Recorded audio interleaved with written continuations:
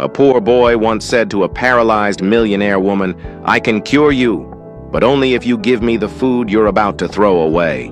Victoria Faraz, one of the richest and proudest women in the country, laughed in his face. "Do you really think I'm going to believe the superstition of a poor child?" Her cold voice sliced through the mansion like ice. The boy, Daniel Andrade, stood calmly at the service entrance. He had just made the boldest offer of his life. "I'm not joking, ma'am," he said softly. "I can help you walk again. I just need those leftovers you're throwing away." Victoria let out a cruel laugh. "I've spent 15 million Rs on the best doctors in the world. Do you honestly believe a kid like you can do what no neurosurgeon has been able to do?" What Victoria didn't know was that Daniel was not just any boy. "You take pain medication for your back every afternoon at 2, he said quietly. 3 white pills and 1 blue. And your legs always feel ice cold, even on hot days." Victoria froze. "How do you know that?" she whispered.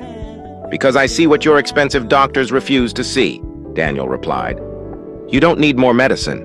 You need someone who understands that sometimes healing comes from places we don't expect." Victoria slammed the door, but Daniel already knew the truth. She wasn't truly paralyzed. She was trapped inside her own mind. A psychological trauma expressing itself as physical paralysis. His grandmother Ruth used to say, "Rich doctors don't treat the soul. It's easier to prescribe medicine." Days later, Victoria suffered a crisis. When she called for medical help, Daniel arrived as a Red Cross volunteer. "You?" she gasped. "Yes, ma'am. I'm part of the first aid team. Tell me what you're feeling. You're not a doctor?" "Not yet," he said softly. "But I know the body screams what the soul refuses to say." Before leaving, he whispered, "One day you'll have to decide. Stay trapped in that chair or start walking on your own." The next morning, she called him back. "What did you mean by curing me in exchange for my deeds?" she demanded. "It means," Daniel said, "that if you start doing good without expecting anything in return, your soul will begin to move. And when the soul moves, the body follows." At first, she did it out of pride. She helped poor families, rebuilt a park, funded meals, but slowly, the pain began to fade.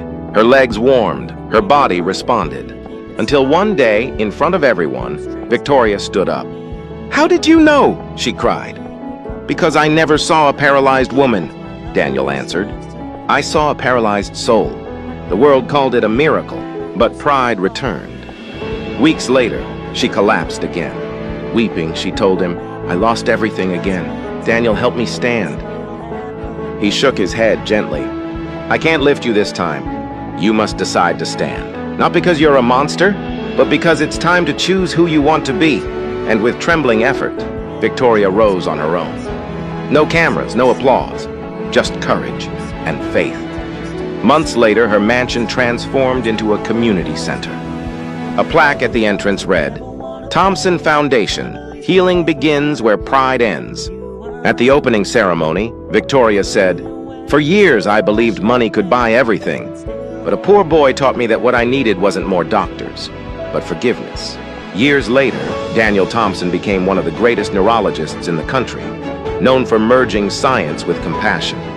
And for him, it all began the day a wealthy, arrogant woman learned from a boy from the slums that real paralysis doesn't live in the body, but in a soul that has forgotten how to love.